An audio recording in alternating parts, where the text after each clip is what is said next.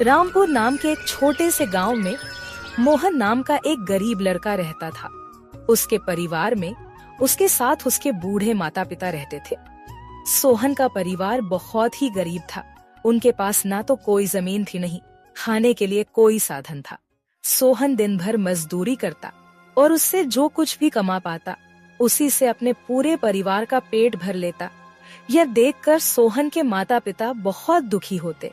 हमारे पास ना अपना घर है और ना ही अपनी कोई जमीन। हमारा बेटा दिन भर दूसरों के खेतों में मजदूरी करता है और उसके बदले भी उसे बहुत कम पैसे मिलते हैं।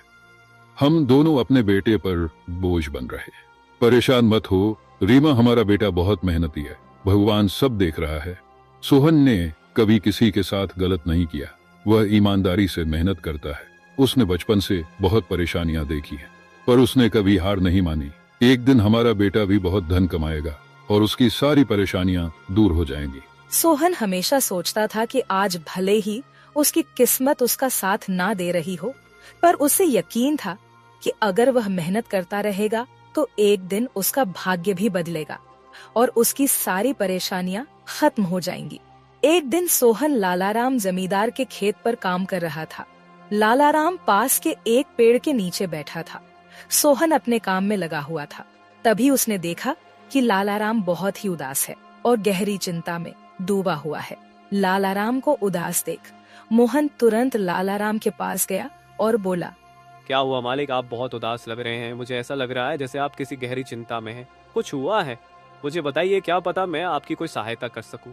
सोहन की बात सुनकर लालाराम को गुस्सा आ गया और वह सोहन से गुस्से में बोला, अरे तू मेरी क्या सहायता करेगा? तू खुद अपनी सहायता कर सकता है क्या? अगर तू किसी की सहायता करने के काबिल होता तो क्या तुझे 2 वक्त के खाने के लिए आज मेरी जमीन पर काम करने की जरूरत पड़ती? चल यहाँ से जा, अपना काम कर और मुझे परेशान मत कर। सेठ जी, ऐसा नहीं है, यह सब वक्त वक्त की बात है। सब किस्मत का खेल है और इंसान को अपनी मेहनत पर विश्वास रखना चाहिए। आज भले ही किस्मत मेरे पक्ष में ना हो, लेकिन अगर मैं ईमानदारी और लगन से मेहनत करता रहूंगा तो किस्मत भी एक दिन मेरी तरफ झुक जाएगी। मेहनत और धैर्य से तकदीर के दरवाजे खुलने में देर हो सकती है, लेकिन मेहनत कभी बेकार नहीं जाती। मोहन की बात सुनकर लालाराम बहुत प्रसन्न हुआ। अरे सोहन, तेरे विचार तो बहुत अच्छे हैं। तेरी बातें सुनकर मन को एक सुकून सा मिला है। इतनी परेशानियों में भी तू अपनी जिंदगी खुश होकर काट रहा है। सेठ जी, यह सब मेरे पिता की सीख है। जब भी मैं किसी चीज के लिए अपने पिता से जिद करता था तो मेरे पिता हमेशा मुझे यही समझाते थे, बेटा सोहन, हमारे पास इतना धन नहीं है कि मैं तेरी हर इच्छा पूरी कर सकूं, लेकिन एक बात हमेशा याद रखना, जिंदगी भी मौसम की तरह होती है। कभी यह धूप की तरह खुशियों से भरी होती है, कभी ठंड की तरह कठिनाइयां लाती है और कभी बारिश की तरह परेशानियां आती है। लेकिन जैसे हर मौसम बीत जाता है वैसे ही जिंदगी के मुश्किल हालात भी गुजर जाते हैं। बस धैर्य और हिम्मत बनाए रखना जरूरी है, क्योंकि एक दिन सब कुछ ठीक हो ही जाता है। अरे वाह, लगता है तेरे पिता बहुत ही नेक इंसान है। किसी दिन मैं भी उनसे जरूर मिलूंगा। मालिक, क्या हुआ है? आप एक बार मुझे साफ साफ बताइए, क्या पता आपकी परेशानी का कोई हल मिल ही जाए। अरे सोहन, मैं एक बहुत बड़ी परेशानी में फंस गया हूँ। मुझे अपनी परेशानी का कोई भी हल नजर नहीं आ रहा है। सेठ जी, एक बार मुझे बताइए तो क्या पता आपकी परेशानी का कोई हल निकल ही जाए। सोहन, हमारे गांव में मेरे पिता की एक पुश्तैनी जमीन थी जो काफी पीढ़ियों से हमारे पास थी। उस पर मेरा और मेरे भाई का हक है, पर हमारे गांव के ही 2 बाप बेटों ने उस पर कब्जा कर लिया है। मैं पुलिस थाने में केस दर्ज कराने की सोच रहा था, लेकिन गांव के बहुत बड़े बड़े लोग उनके साथ हैं। मैं कितनी भी कोशिश कर लूं, लेकिन मैं उन लोगों का कुछ नहीं बिगड़ पाऊंगा। अब तो उन लोगों ने उस जमीन पर खेती भी शुरू कर दी। मेरे पिता की पुश्तैनी जमीन मेरे हाथों से छीनी जा रही है, इसलिए मैं बहुत परेशान हूँ। मुझे समझ नहीं आ रहा मैं अब क्या करूँ। आप सही कह रहे हैं सेठ जी, अगर आप कानून का सहारा लेकर भी अपनी जमीन को वापस लेने की कोशिश करेंगे तो भी आप उनका कुछ नहीं कर पाएंगे। हाँ सोहन, अब तू ही बता, मैं अब क्या करूँ? मैं तो सोच सोच कर परेशान हो गया हूँ। मेरी पुश्तैनी जमीन छीनी जा रही है और मैं कुछ भी नहीं कर पा रहा। सोहन ने कुछ देर सोचा और कहा, मालिक आप चिंता मत कीजिए, हर परेशानी का कोई ना कोई हल जरूर होता है। अगर आप चाहे तो एक तरीका है जिससे आप अपनी जमीन वापस पा सकते हैं। अगर ऐसा कोई तरीका है तो जल्दी बताओ सोहन, वह क्या तरीका है? सोहन ने लालाराम को अपनी सारी तरकीब पूरी तरह समझा दी। तरकीब सुनकर लालाराम मोहन से कहता है, अरे वाह सोहन, तू तो बहुत समझदार है, तूने तो बहुत अच्छी तरकीब बताई है। ऐसे तो मेरी जमीन मुझे जरूर मिल जाएगी, मैं तुझसे वादा करता हूँ। अगर तेरी यह योजना सफल हुई तो मैं अपनी जमीन का एक हिस्सा तेरे नाम कर दूंगा। अरे मालिक, आप ऐसा क्यों कह रहे हैं? आप मेरे मालिक हैं, आपकी वजह से मुझे अपने घर के लिए 2 वक्त का खाना मिल जाता है। आपकी मदद करना तो मेरा फर्ज है, मुझे आपकी जमीन नहीं चाहिए, ठीक है? सोहन तुम बहुत नेक इंसान हो, कल से तुम इस काम पर लग जाओ। सोहन फिर से खेत में अपने काम पर लग जाता है।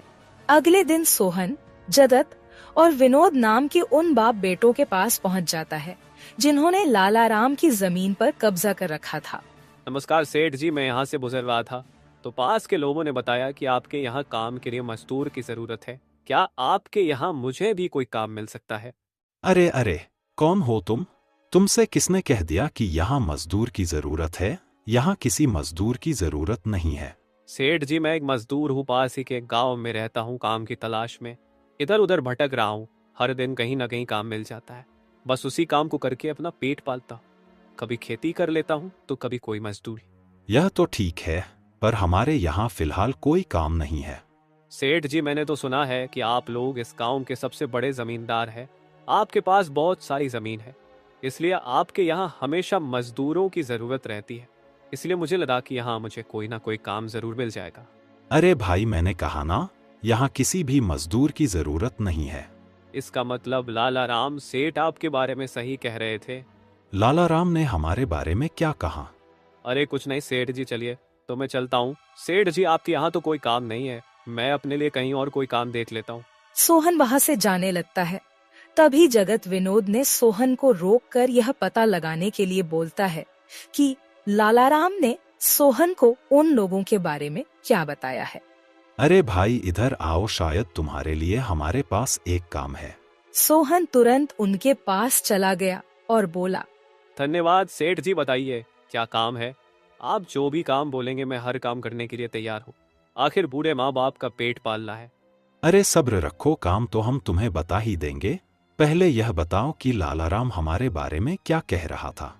सेठ जी, मैं पहले लालाराम सेठ के यहाँ काम करता था, पर वह बहुत ही कंजूस और बदतमीज आदमी है। मैं उनकी यहाँ दिन रात मेहनत करता, पर इतनी मेहनत करने के बाद भी वो मेरी सही मजदूरी नहीं देता था। इस बात पर कल मेरी उससे बहस हो गई थी। फिर क्या हुआ? लालाराम ने हमारे बारे में क्या कहा? जब मेरी सेठ लालाराम से बहस हो रही थी तब उसने ने मुझे कहा कि पूरे गांव में उनसे ज्यादा मजदूरी कोई नहीं दे रहा। तो मैंने गुस्से में कह दिया कि गांव के सबसे बड़े जमींदार जगत सेठ और विनोद सेठ सबसे अच्छी मजदूरी देते हैं, इसलिए उनके यहाँ हमेशा काम करने वालों की भीड़ रहती है। हाँ भाई, बिल्कुल सही कहा था। आखिर हम गांव के सबसे बड़े जमींदार हैं। हमारा फर्ज है कि जो भी मजदूर हमारे यहाँ काम करता है उसे उसकी मेहनत के हिसाब से सही मजदूरी मिले। वाह सेठ जी, आपने बहुत अच्छी बात कही। लालाराम सेठ कभी भी आपकी बराबरी नहीं कर सकता, वह तो शायद आपके जितना भी नहीं सोच सकता। जगत और विनोद सोहन की चापलूसी भरी बातों में आ जाते हैं और उसे अपने यहाँ काम पर रख लेते हैं। चलो अब काम की बात करते हैं। तुम एक अच्छे इंसान लगते हो, हमें अपने खेत पर काम करने के लिए तुम्हारे जैसे ही एक मजदूर की जरूरत है। कल से ही काम पर आ जाना। कुछ दिन ऐसे ही बीत गए। एक दिन जगत अपने बेटे विनोद से बोला, विनोद बेटा, यह सोहन तो बहुत मेहनती है, यह अकेले ही 4 लोगों का काम कर देता है। अच्छा हुआ कि हमने इसे रोक लिया। हाँ पिताजी, आप सही कह रहे हो, सोहन बहुत मेहनती है, इसके जितना काम शायद ही कोई और करता होगा। ये पूरा दिन यहाँ काम पर अकेला लगा रहता है। सोहन की मेहनत ने जगत और विनोद का दिल जीत लिया। कुछ दिन और बीत गए। एक शाम जगत और विनोद अपने खेतों का दौरा कर रहे थे। जब वे अपने खेत पर पहुँचे तो देखा कि सोहन इतने देर तक भी काम कर रहा था। सोहन भाई, अब तो रात होने वाली है, तुम इतनी देर तक काम क्यों कर रहे हो? अब घर जाओ और आराम कर लो। सेठ जी, हमारी किस्मत में आराम कहाँ है? घर पर बूढ़े माँ बाप है, काम नहीं करूंगा तो उनके लिए 2 वक्त का खाना कहाँ से जुटा पाऊंगा? घर पर बैठकर आराम करने से अच्छा है कि मैं काम